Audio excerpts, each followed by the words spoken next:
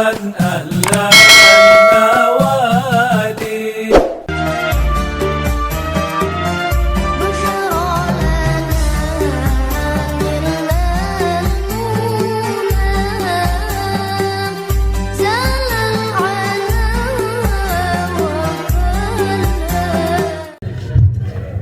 لقد كان لكم في رسول الله أسوة حسنة.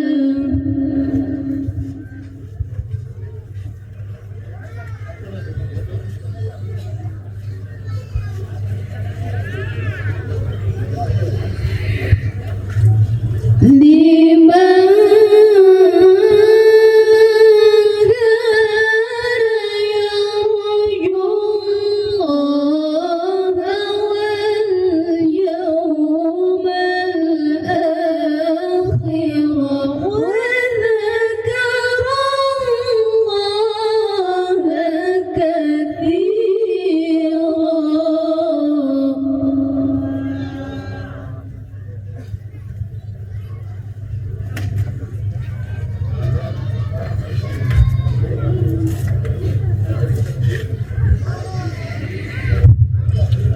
ولما رأى المؤمنون الأحزاب قالوا هذا ما وعدنا الله ورسوله.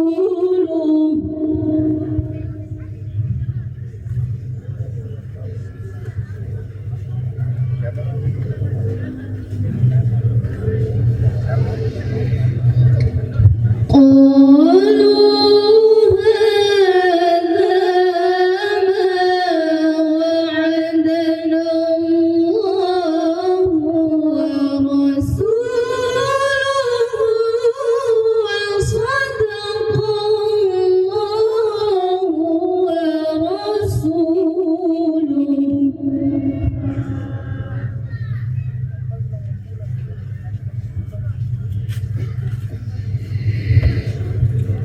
وما زادهم إلا إيمانا وتسليما. صدق الله العظيم.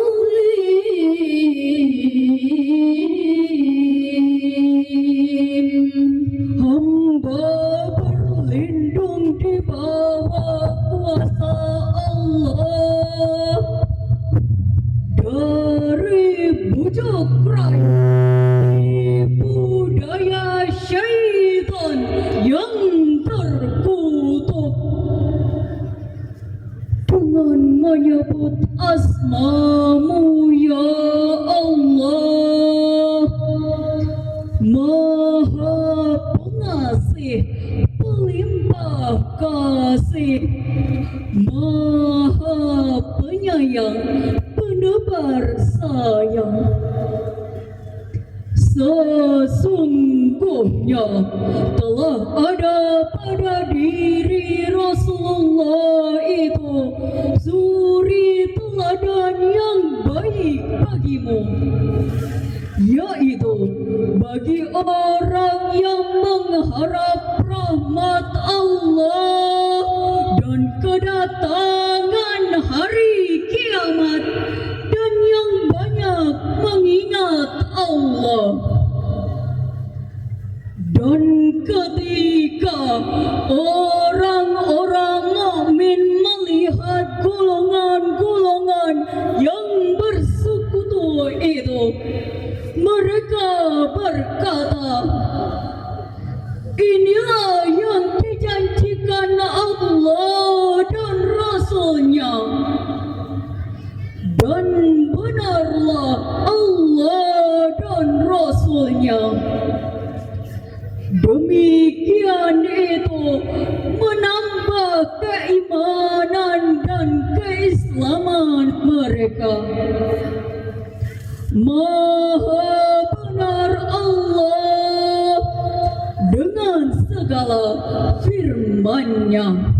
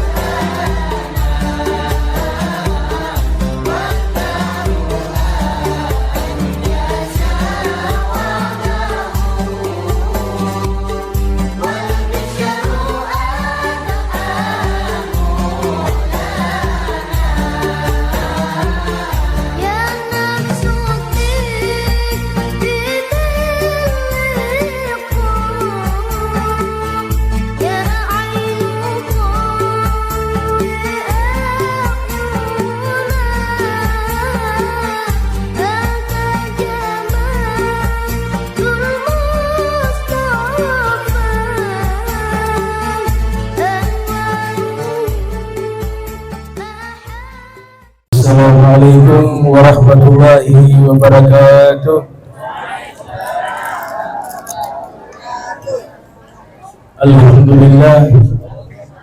Alhamdulillahirabbil alamin. Allahumma shalli wa sallim ala sayyidina Muhammadin miftahi babi rahmatillah adada ma fi ilmillah.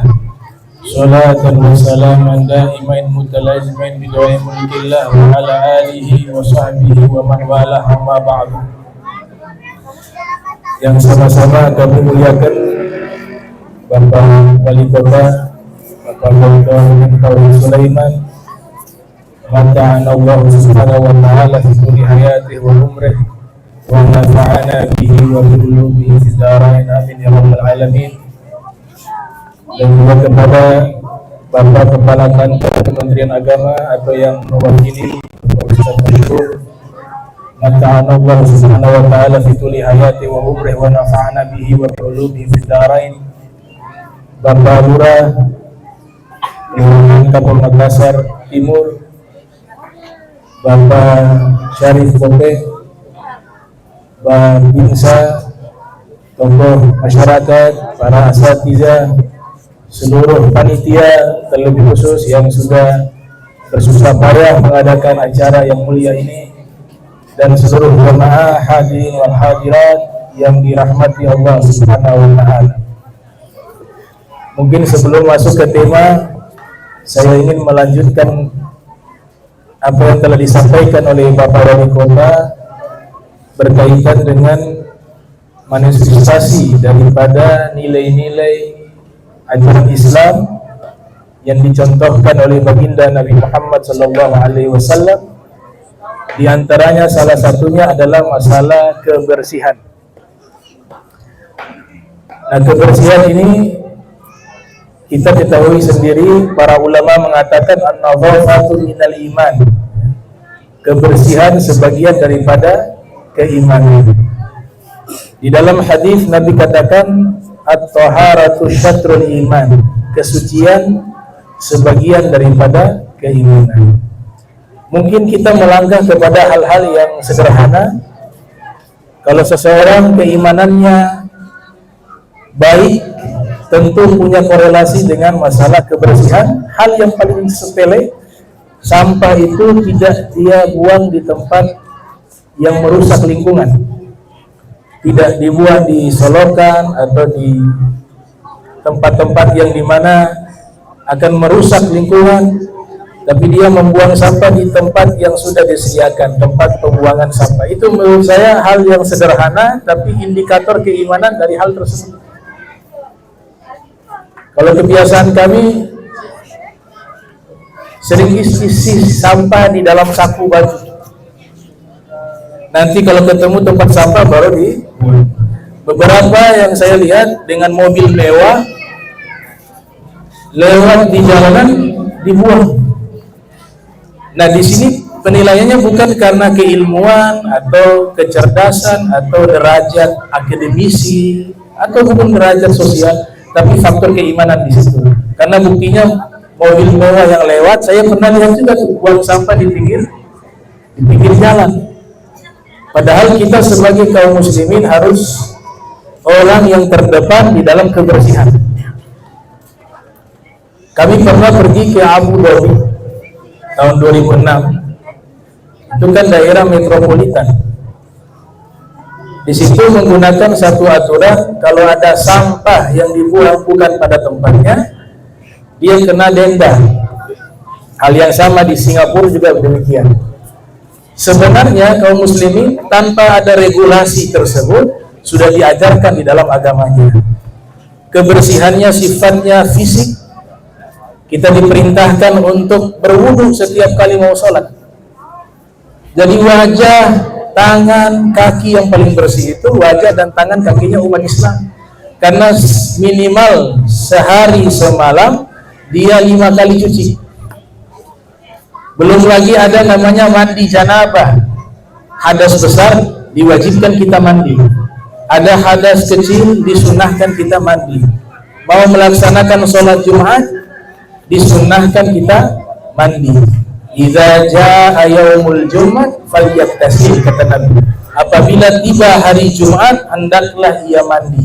Jadi subhanallah, Islam mengajarkan kebersihan dari ajaran utama agama Islam. Makanya dikatakan at-taharatu syatrul iman, kesucian separuh daripada keimanan. Ini riwayat hadis. Kalau an-nadhafatu minal iman bukan hadis tapi ucapan ulama. Ucapan ulama menerjemahkan hadis tersebut. Kemudian juga tadi disinggung oleh Bapak Ustadz Masyhur. Ini kan tadi dikatakan ada al-ukhuwah al-wataniyah, al-ukhuwah al-basyariyah, al-ukhuwah al-islamiyah. Perlu diketahui persaudaraan berbasis negara. Yang pertama, persaudaraan berbasis agama, yaitu Islamiyah, dan persaudaraan berbasis kemanusiaan. Ini digunakan di PBB. Dan ini adalah pernyataan dari Imam Ali bin Abi Thalib. Kalau kita membaca satu kitab berjudul Nahjul Balaghah yang mengumpulkan surat-surat Sayyidina Ali bin Abi Thalib dan kumpulan khutbah-khutbah beliau, di situ beliau membahas tentang persaudaraan secara kemanusiaan. Beliau mengatakan persaudaraan ada 2 dalam kitab Nahjul Balaghah. Yang pertama, persaudaraan berbasis keimanan, dan yang kedua, persaudaraan berbasis kemanusiaan. Kemudian persaudaraan berbasis kenegaraan disebutkan di dalam komentar-komentar hadis dalam kitab-kitab syuruh. Ada pernyataan mengatakan hubbul watan minal iman, cinta tanah air sebagian daripada keimanan. Jadi lengkap nih agama Islam membahas tentang persaudaraan. Dan alhamdulillah ini tema yang diangkat juga secara realita. Di kampung Makassar Timur ini terkumpul berbagai macam suku.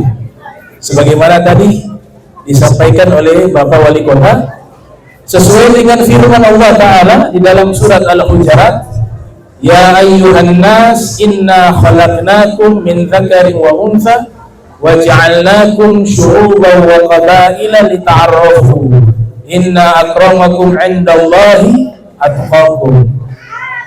Allah memanggil wahai manusia menggunakan kata an-nas, tidak menggunakan redaksi kata al-insan yang berarti manusia juga, tidak menggunakan kata al-bashar yang berarti manusia juga, tidak menggunakan kata al-wara yang berarti manusia juga, tapi yang Allah gunakan adalah kata an-nas. Kenapa yang dipilih kosakata an-nas?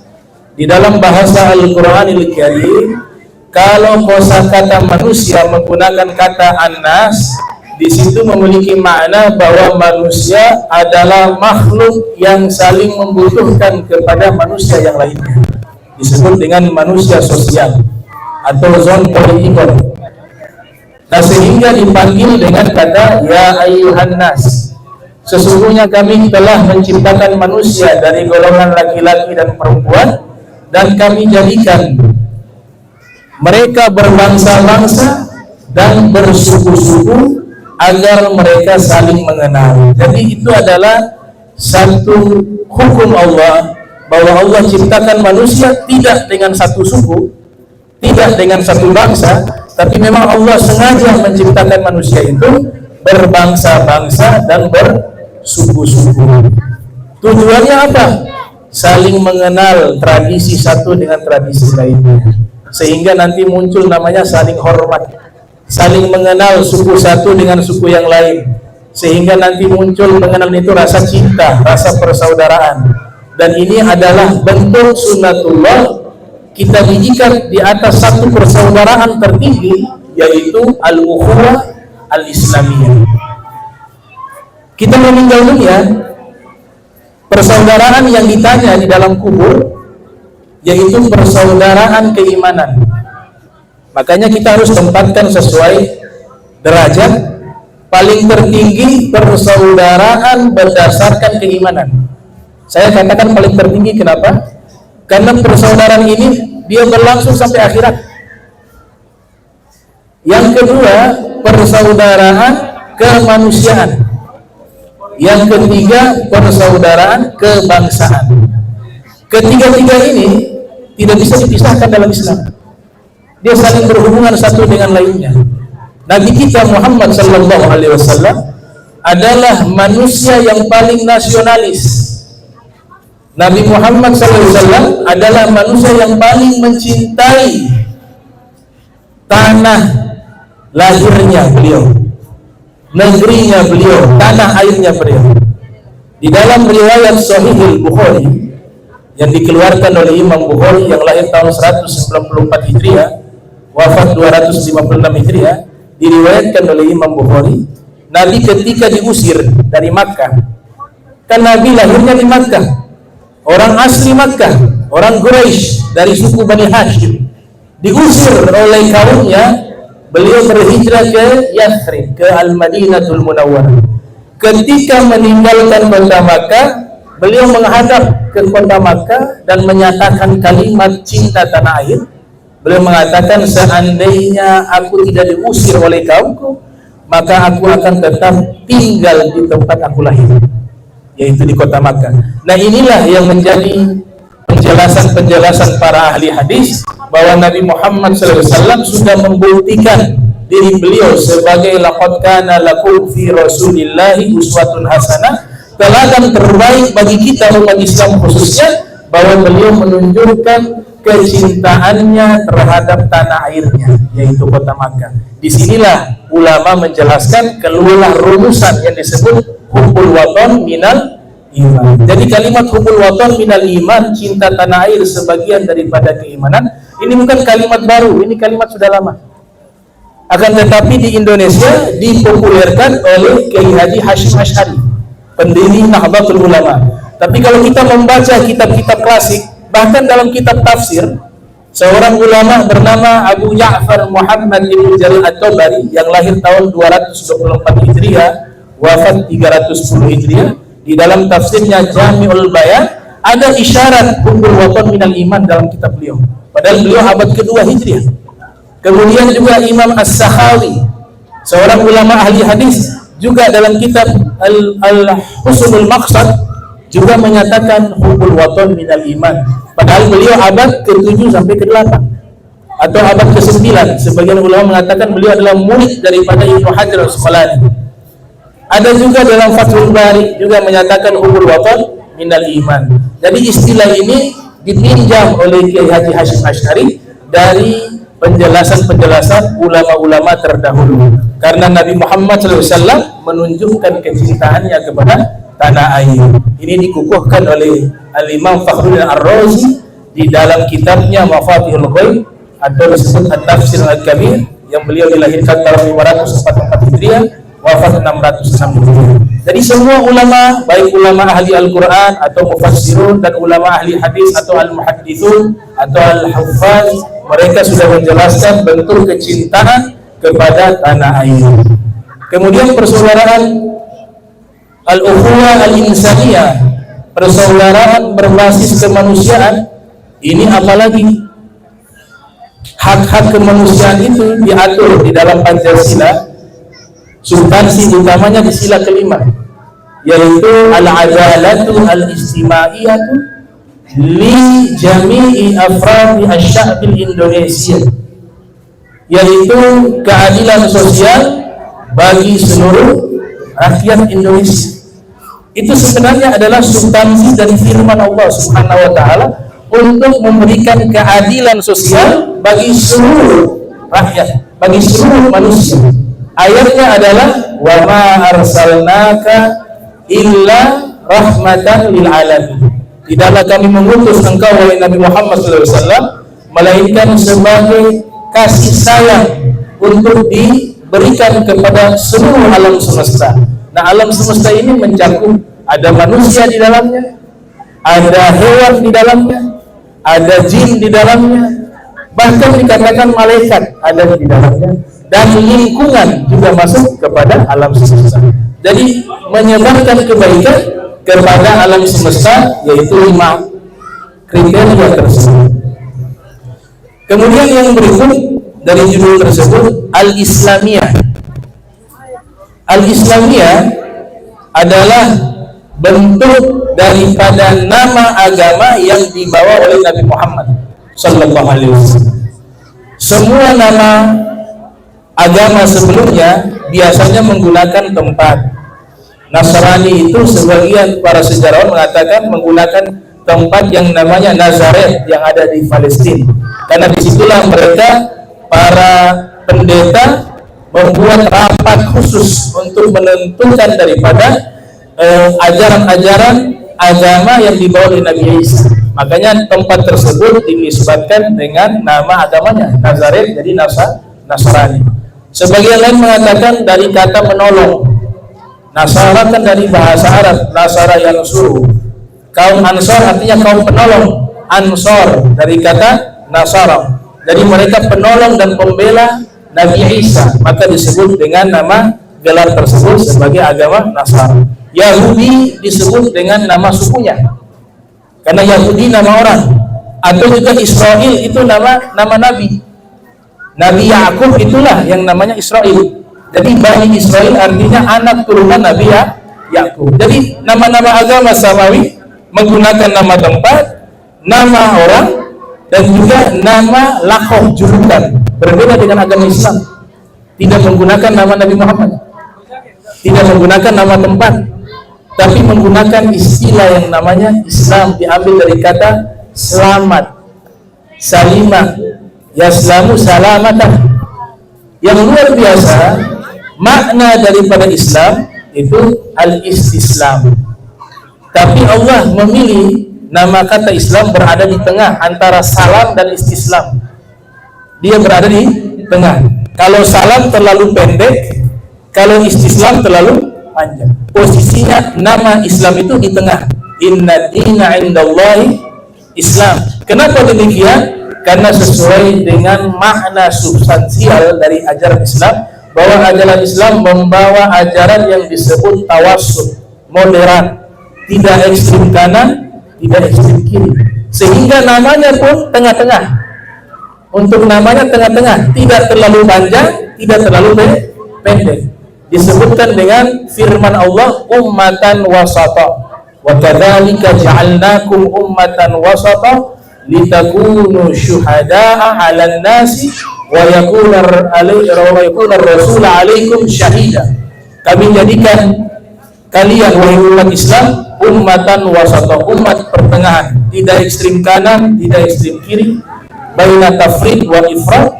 Maka namanya juga dipilih nama yang pertengahan, moderat, bukan istislam dan bukan salam, tapi nama agama kita mengikuti agama Nabi Muhammad SAW yang dibawa oleh beliau dengan nama al-Islam, yang artinya menyebarkan keselamatan, kedamaian.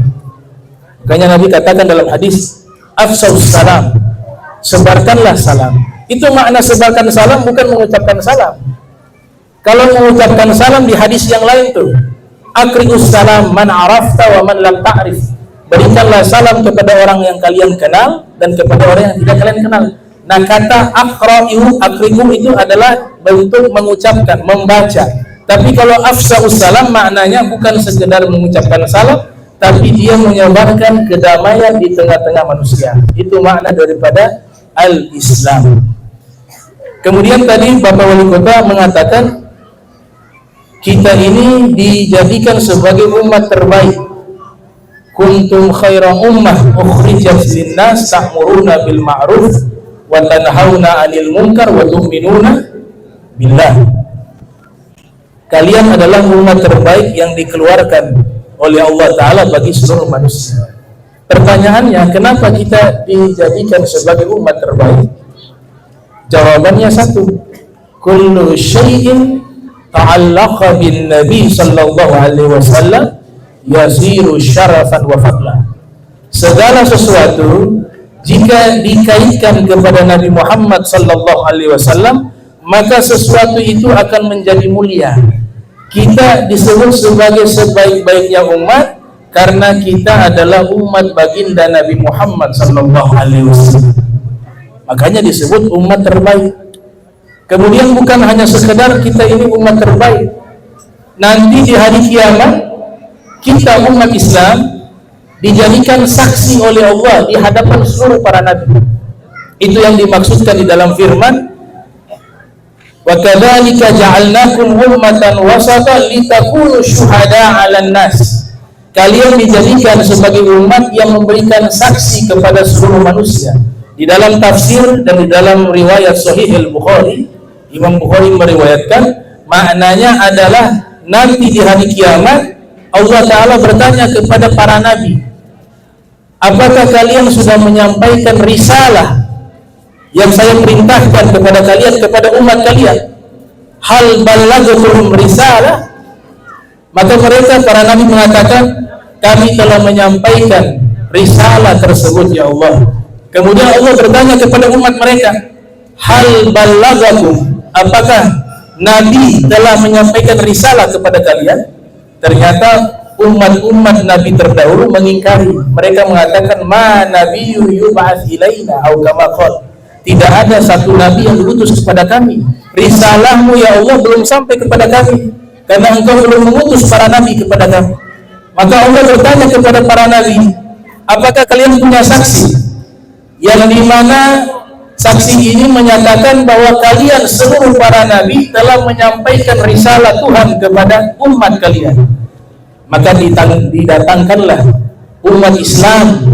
Kemudian Allah bertanya kepada umat Islam dan juga bertanya kepada Nabi Muhammad SAW, apakah benar para nabi-nabi terdahulu belum menyampaikan risalah mereka kepada umat mereka? Maka Nabi Muhammad dan seluruh umat Islam mengatakan, tidak ya Rabb, seluruh para nabi terdahulu telah menyampaikan risalahnya kepada umat mereka, tapi umat mereka lah yang mengingkari risalah tersebut.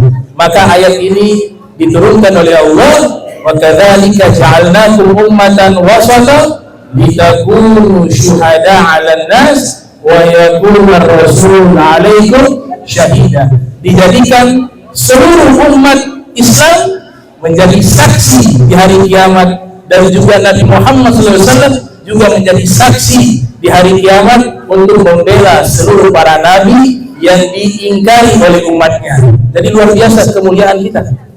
Dia tidak hanya di sini di dunia, tapi kemuliaan kuntum khaira ummah itu berlangsung sampai hari kiamat.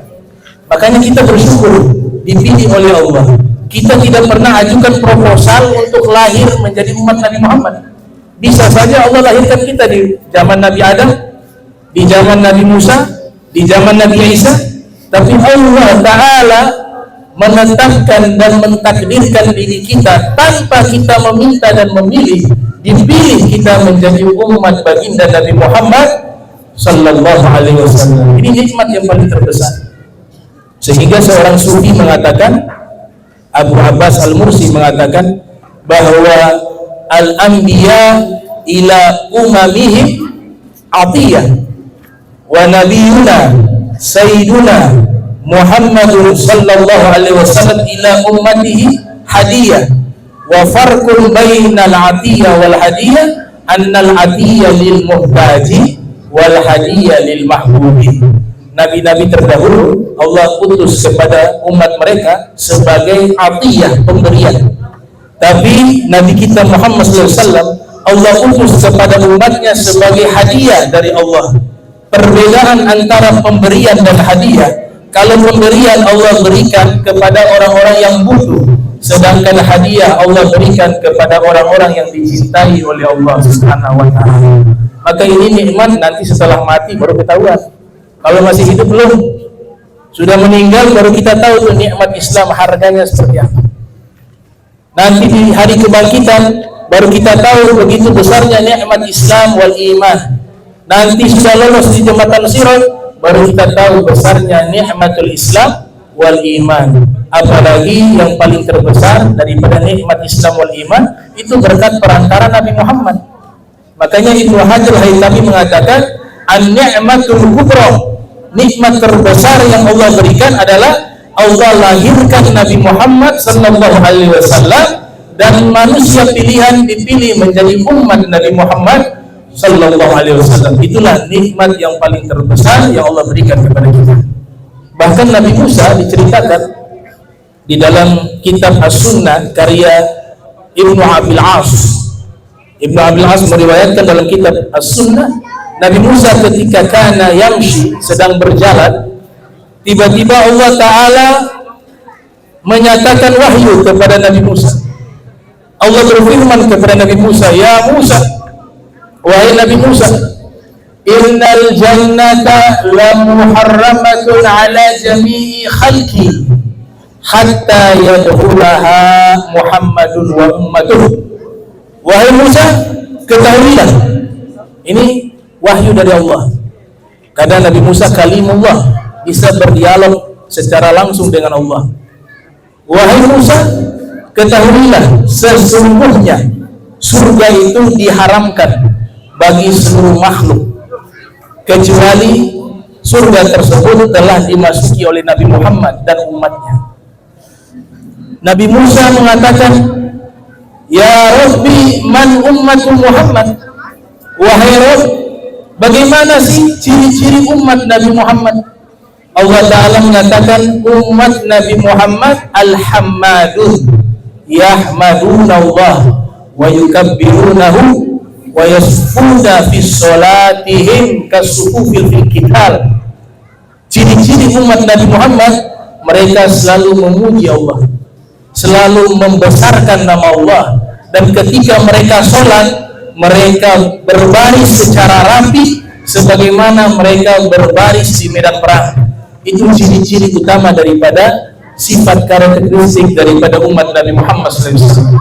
Dan mereka lah yang pertama kali dari semua umat yang masuk ke dalam surga. Kalau tidak dimasuki oleh Nabi Muhammad dan umatnya Nabi Muhammad, tidak dimasuki atau tidak masuk ke dalam surga, maka umat-umat yang lain dilarang masuk ke dalam surga. Mereka terlebih dahulu masuk ke dalam surga, kemudian umat-umat yang lainnya beserta para nabinya diizinkan masuk ke dalam surga. Apa kata Nabi Musa? Ya Rabb, ij'alni min ummati dzalikan nabi. Wahai Allah, kalau begitu jadikan saya menjadi umat Nabi Muhammad. Nabi Musa berharap menjadi umat Nabi Muhammad. Kita bukan nabi, bukan rasul. Allah berikan kita menjadi umat Nabi Muhammad tanpa meminta. Nabi Musa meminta pada waktu itu untuk menjadi umat Nabi Muhammad. Allah nyatakan engkau akan menjadi umat Nabi Muhammad di hari kiamat. Tapi di dunia tidak. Di dunia sudah ditakdirkan orang-orang tertentu saja yang dipilih menjadi umat Nabi Muhammad SAW. Tapi di hari kiamat semuanya itu adalah umat Nabi Muhammad sallallahu alaihi wasallam. Makanya dalam hadis riwayat Imam At-Tirmidzi yang lahir tahun 209 Hijriah, wafat 279 Hijriah, di dalam sunannya Nabi mengatakan, ana sayyidu waladi Adam yaumal qiyamah wala fakhr wa biyadi liwaul hamd wa wala fakhr. Adam wa ma min nabiyyin yawma idzin Adam faman siwahu illa tahta liwa'i wala fakhr. Nabi katakan, saya pemimpin anak Adam di hari kiamat dan saya tidak bangga. Bendera pujian ada di tanganku. Nabi Adam dan semua para nabi beserta anak turunannya semua berada di bawah panjiku, kata Nabi Muhammad SAW di hari kiamat. Nabi Isa berhasil masuk menjadi umat Nabi Muhammad karena masih hidup. Nabi Isa mengatakan, dinukilkan oleh Profesor Dr. As-Sayyid Muhammad ibn Alwi bin Abbas Al-Maliki Al-Hasan Al-Idrisi dalam kitabnya Khosais Al-Ummatil Muhammadiyah. Di situ disebutkan, Nabi Isa mengatakan, diriwayatkan oleh Nabi Muhammad SAW, nazala Isa bin Maryam musaddiqan bi Muhammadin wa ala millatihi. Nabi Isa turun ke dunia dengan satu misi utama, membenarkan agama Islam dan membenarkan kenabian Nabi Muhammad SAW. Makanya berada di bawah umat Imam Mahdi. Imam Mahdi disebutkan dalam kitab Nurul Absar fi Manaqib Ali Mukhtar. Dalam kitab tersebut, ketika Nabi Isa turun di Suriah, di Damaskus, di Masjid Menara Putih yang disebut dengan Masjid Umayyah, Nabi Isa datang menemui Imam Mahdi lagi sholat. Ketika masuk ke masjid sudah iqamah. Imam Mahdi mengetahui ini Nabi Isa, dipersilakan Nabi Isa untuk menjadi imam. Tapi Nabi Isa tidak mau, mengatakan, anta tagaddam, engkau yang maju wahai Imam Mahdi jadi imam, saya makmum. Itu kata ulama isyarat bahwa Nabi Isa adalah umat Nabi Muhammad SAW. Sedangkan Imam Mahdi adalah turunan Nabi Muhammad SAW yang nasabnya bersambung kepada Sayyidina Hasan. Sebagian ulama mengatakan kepada Sayyidina Husain, fa innahu minal Hasan fa innahu minal Husain. Tapi di sini membuktikan Nabi Isa berposisi sebagai umat, sedangkan imamnya adalah Imam Mahdi. Kalau Imam Mahdi saja diletakkan sebagai pemimpinnya Nabi Isa, bagaimana Nabi Muhammad SAW yang derajatnya jauh di atas seluruh para nabi dan para rasul? Itu menunjukkan begitu dahsyatnya pangkat dan derajatnya Nabi kita Muhammad SAW. Imam Busiri membuat gubahan syair. Bagaimana sih posisi dan derajat Nabi Muhammad? Beliau mengatakan, Nabi Muhammad punya pangkat dan derajat tidak ada lagi di atasnya kecuali hanya Allah. Makanya dikatakan memuji Nabi Muhammad itu bebas, yang dilarang hanya satu, jangan mengatakan Nabi Muhammad itu Tuhan. Selesai. Selebihnya itu bebas. Jangan mengatakan Nabi Muhammad Tuhan dan jangan mengatakan Nabi Muhammad anak Tuhan. Tapi selebihnya itu dibebaskan kepada kita menyanjung, memuji Nabi Muhammad setinggi-tingginya, karena kemuliaan Nabi Muhammad tidak ada batasannya. Nabi Muhammad mengatakan dalam hadis riwayat Imam Bukhari, la tutruni, jangan kalian menyanjung aku berlebihan, kama atratin Nasara ibna Maryam, sebagaimana orang-orang Nasara menyanjung Nabi Isa. Maknanya orang-orang Nasara ketika memuji Nabi Isa bukan sebagai Nabi, tapi sebagai Tuhan. Maka oleh sebab itu bebas memuji, kata Imam Busiri dalam syairnya. Beliau mengatakan, wahkum bima syi'ta mad'an fihi wahtakini wansur ila dhati ma syi'ta min syarafin wansur ila qadrihi ma syi'ta min idawi fa inna fadla rasulillah laysa lahu haddun fa yu'bir anhu natiqul bifadli. Kaitkanlah kepada Nabi Muhammad semua kemuliaan, bebas. Pujilah beliau dengan pujian yang amat luar biasa, dan kaitkanlah kepada pangkat beliau setinggi-tingginya, karena kemuliaan Nabi Muhammad SAW tidak ada batasannya. Walaupun orang yang sangat fasih menggubah puisi dan sajak-sajak pujian memuji Nabi Muhammad SAW untuk mengungkapkan kemuliaan beliau, maka hal itu tidak akan mampu bisa mengungkapkan derajat dan pangkat Nabi kita Muhammad sallallahu alaihi wasallam. Da'mat da'at nasara fin nabiyyin. Tinggalkanlah pujian yang mengatakan Nabi Muhammad sebagai Tuhan. Sisanya itu diizinkan kita memuji dan menyanjung Nabi Muhammad sallallahu alaihi wasallam setinggi-tingginya. Inilah batasan daripada menyanjung dan memuji Nabi Muhammad sallallahu alaihi wasallam. Jadi kita menjadi umat terbaik karena kita umat Nabi Muhammad. Di dalam Maulid Ad-Dibai kan dikatakan tuh, wa yakunu khairal anbiya'i wa ummatuhu khairal umam.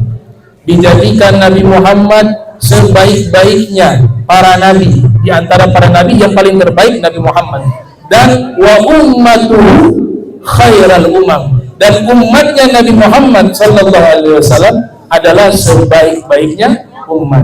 Makanya Sayyid Muhammad bin Ali al-Maliki al-Hasani, beliau menulis kitab berjudul Khosais al-Ummatil Muhammadiyah. Beliau tidak sebutkan keistimewaan umat Islam, beliau tidak sebutkan keistimewaan agama Islam, tapi dalam judul kitabnya beliau sebutkan Khosais al-Ummatil Muhammadiyah, keistimewaan umat Nabi Muhammad sallallahu alaihi wasallam. Kalau tidak ada Nabi Muhammad di situ, walaupun kita beragama Islam, gak akan jadi umat terbaik. Tapi karena kita dipilih menjadi umat Nabi Muhammad dan Nabi Muhammad membawa agama Islam, maka dikatakan kita sebagai khairul umam, sebaik-baiknya umat. Ini yang pertama. Yang kedua, kemuliaan tempat. Tadi kan keadaan mulia karena sebab ada Nabi Muhammad. Kita menjadi umat terbaik karena sebab Nabi Muhammad. Tempat juga demikian. Kota Makkah dan Madinah itu tidak akan mulia kalau tidak ada Nabi Muhammad. Kota Makkah dan Madinah itu diperkenalkan oleh Nabi Muhammad. Karena berkat Nabi Muhammad, jadilah kota Makkah dan Madinah menjadi kota suci. Kalau tidak ada Nabi Muhammad, tidak akan jadi kota suci. Allah yang bersumpah di dalam Al-Quran, la uqsimu bihadzal balad wa anta hillum bihadzal balad. Sungguh aku bersumpah dengan negeri ini, yaitu yang dimaksud apa? Makkah.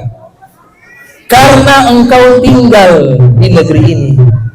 Artinya wa anta hillum bihadzal balad itu sababiyah, menyebabkan kota Makkah menjadi mulia karena sebab Nabi Muhammad dilahirkan dan tinggal di kota Makkah. Dan Nabi Muhammad menginginkan Ka'bah sebagai kiblat salat. Itu keinginan pribadi Nabi itu. Qad nara takalluma wajhika fis sama'i falanwalliyannaka qiblatan tardaha fawalli wajhaka syatra masjidil haram. Nabi memiliki keinginan arah kiblatnya menghadap ke Ka'bah. Allah Ta'ala perintahkan, kalau begitu hadapkan wajahmu, tubuhmu ke arah Ka'bah. Sebelumnya menghadap ke Baitul Maqdis. Keinginan pribadi Nabi Ka'bah menjadi kiblat, maka Allah jadikan tempat tersebut menjadi kota suci. Jadi aman, disebutkan di surat Wat-tini waz-zaitun wa turi sinin wa hadzal baladil amin. Dia menjadi amin, menjadi aman karena ada Nabi Muhammad sallallahu alaihi wasallam. Kota Madinah sebelum Nabi tinggal itu kota penuh dengan wabah penyakit. Kota yang penuh dengan pertikaian, peperangan. Kota yang tidak ada keberkahan. Makanya namanya Yathrib sebelumnya. Al-Imam Al-Hafiz Ahmad bin Ali Ibnu Hajar Al-Asqalani yang lahir tahun 773 Hijriah, dan juga Syekh Yaqut Al-Hamawi dalam kitabnya Mu'jamul Buldan menyatakan dinamakan nama kota tersebut Yathrib memiliki makna kehinaan, makna yang tidak baik, kehinaan, hal yang tidak baik atau yang tercela. Makanya Nabi merubah namanya Yathrib menjadi Madinah, yang artinya kota yang berperadaban. Sebelumnya memang kota ini tidak ada berkahnya. Madinah dahulu tidak ada berkahnya, penuh dengan penyakit, penuh dengan pertikaian, konflik. Tapi di saat Nabi hijrah, dia berubah menjadi kota suci. Sehingga ulama membuat syair, wan nabiyyu sallallahu alaihi wasallam sakanal madinata fazala anha al-maradu wa sarat mahrusatan bil malaikati fa kaifa idza sakana qalbak. Nabi Muhammad sallallahu alaihi wasallam ketika tinggal di kota Madinah yang dahulunya penuh dengan penyakit, seluruh wabah penyakit hilang dengan berkat adanya Nabi Muhammad sallallahu alaihi wasallam. Kota yang dahulunya biasa-biasa saja, tidak diperhatikan dan dijaga oleh malaikat, ketika Nabi Muhammad SAW tinggal di kota Madinah, dijaga oleh malaikat, sehingga dikatakan dua kota suci yang tidak dimasuki oleh Dajjal. Dajjal akan memasuki semua negeri yang ada di bumi ini kecuali Makkah dan Madinah karena berkat Nabi Muhammad sallallahu alaihi wasallam. Lantas bagaimana seandainya Nabi Muhammad menetap di dalam hatimu, kata ulama, maka semua penyakit hati akan hilang, dan semua wabah-wabah yang ada di hati akan diangkat oleh Allah, dan hati ini akan dipenuhi dengan rahmat dan kasih sayang dari Allah Subhanahu wa taala. Hati yang terukir di dalamnya nama Nabi kita Muhammad sallallahu alaihi wasallam. Imam Suyuti membuat suatu kitab tentang tempat-tempat yang mustajab itu karena sebab Nabi Muhammad. Kalau kita berangkat haji atau umroh, ada satu tempat yang namanya Multazam di antara pintu Ka'bah dan Rukun Yamani. Itu tempat dahulu tidak mustajab, tapi karena Nabi sering bersandar di tempat tersebut, Allah jadikan tempat sandaran Nabi menjadi tempat makanun mustajabun, tempat yang diijabah doanya. Itu pernyataan daripada Al-Imam Ibnu Zawziyah Al-Qayyim dalam kitabnya Zadul Ma'ad fi Hadi Khairil Ibad. Kemudian dinyatakan banyak tempat-tempat Imam Suyuti sebutkan dalam kitabnya Ijdatul Inaba fi Amakinil Ijabah, yang beliau ulama asal Mesir, kelahiran tahun 849 Hijriah, wafat 911 Hijriah, menyatakan bahwa semua tempat yang mustajab di situ ada keberkahan dari Nabi Muhammad sallallahu alaihi wasallam. Jadi beliau kalau diartikan wa ma arsalnaka illa rahmatan lil alamin, tidaklah aku mengutus dirimu terkecuali sebagai rahmat untuk alam semesta, kita bisa tambahkan bukan hanya rahmat tapi barakatan lil alamin. Adanya Nabi Muhammad adalah keberkahan untuk alam semesta. Adanya Nabi Muhammad adalah kebaikan untuk alam semesta. Semuanya bersumber daripada Nabi kita Muhammad sallallahu alaihi wasallam. Yang terakhir, kemuliaan tempat. Surah yang kedua, kemuliaan waktu. Semua waktu yang berkah, yang mustajab, semuanya itu karena adanya keberkahan Nabi Muhammad. Kita tahu seorang ulama ahli sunnah wal jamaah bernama Al-Imam Al-Baihaqi yang lahir tahun 384 Hijriah menulis satu kitab berjudul Fadailul Awqat, yaitu keutamaan waktu. Di situ beliau sebutkan satu waktu yang mustajab di antaranya adalah waktu sehari semalam, yaitu di sepertiga malam. Itu kan disebutkan di dalam hadis yang sahih. Rasulullah SAW bersabda, yanzilu rabbuna tabaraka wa ta'ala ila samai dunya kulla lailatin ila samai dunya hina yabqa thuluthul lail akhir. Allah Subhanahu wa ta'ala menurunkan rahmat khusus di setiap malam di akhir sepertiga malam. Rahmat khusus itu Allah turunkan rahmatan maksusah. Allah Ta'ala menurunkan rahmat khusus di waktu tersebut. Allah memanggil seluruh hamba-hambanya. Allah nyatakan di dalam firman-Nya, fayaqulu man yad'uni fa'astajibala. Siapa yang berdoa padaku di waktu tersebut, aku ijabah doanya. Man yas'aluni fa'utiyah. Siapa yang meminta padaku di waktu tersebut, aku akan berikan. Man yastaghfiruni fa'aghfiralah. Siapa yang beristighfar padaku di waktu tersebut, aku akan ampuni seluruh dosa. Kenapa sepertiga malam menjadi waktu yang mustajab? Karena di waktu itulah detik-detik kelahiran Nabi Muhammad SAW. Nabi Muhammad lahir inda tulwil fajr, ketika terbitnya fajar. Perpindahan cahaya Nabi Muhammad untuk bisa terlahir di alam dunia ini di waktu-waktu akhir malam dan sampai di waktu terbitnya fajar. Allah jadikan waktu tersebut waktu mustajab untuk mengingatkan dan memberikan kesan kepada kita bahwa kelahiran Nabi Muhammad SAW adalah satu bentuk keberkahan dan satu kebaikan yang sangat besar yang Allah jadikan momentum tersebut sebagai waktu yang mustajab. Sehingga Nabi katakan di dalam riwayat, ada 3 suara yang paling Allah suka. Imam Ghazali yang lahir tahun 450 Hijriah, wafat 505 Hijriah, menyatakan di dalam kitab Ayyuhal Walad, salafatu aswatin yuhibbuha Allah subhanahu wa ta'ala. Ada 3 suara yang paling Allah cintai. Yang pertama, sautudik, suara ayam berkokok di waktu subuh. Kenapa Allah senang dengan suara ayam tersebut? Karena membangunkan manusia, khususnya umat Islam, untuk bangun dari tidurnya untuk melaksanakan sholat subuh. Makanya suara itu paling dicintai oleh Allah Subhanahu wa ta'ala. Ini yang menjelaskan Sayyidina Ali bin Abi Thalib di dalam kitab Nawadir yang ditulis oleh Imam Al-Qayyubi. Suara kedua yang paling Allah cinta, sautul ladzi yaqra'ul Qur'an, suara orang yang membaca Al-Qur'an. Suara ketiga yang Allah cinta, sautul mustaghfirin bil ashar, suara orang beristighfar di waktu akhir malam.